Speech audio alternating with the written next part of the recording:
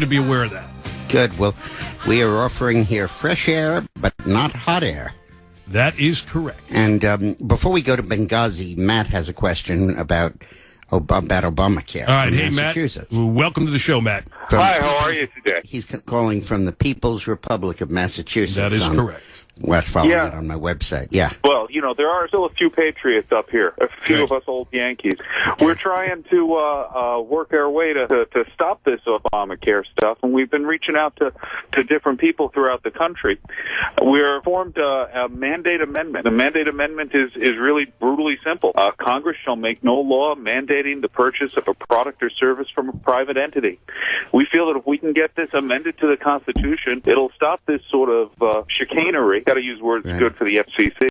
To stop this sort of chicanery that's going on in Washington. And as you being such a foremost authority with your book and all the research you've done, I was hoping that you could help us spread the word and help us give us some ideas on how we can positively do this. We have reached out. I have some. Of course, I support you, Matt, but the problem is that if we could get 60 votes in the Senate, we would be able to do it, but we certainly won't be able to get 2/3. This raises an interesting question, though, and we talked about this a few days ago. There's another way to amend the Constitution where you do not have to go through Congress. You just go through the state legislatures. As you know, if Congress, the House and the Senate have to pass the 2/3 majorities of each, then it goes to the state legislatures and 3/4 of them have to pass it by a simple majority vote. But if 2/3 of the state legislatures call for a constitutional convention, you can amend the Constitution without going through Congress. And not only on this, but term limits and a lot of other stuff that they'll never pass coming out of Washington. So the problem always has been that people are worried that if you have a convention, everything will be in order. There'll be something to repeal the First Amendment. There'll be something to establish a FURA.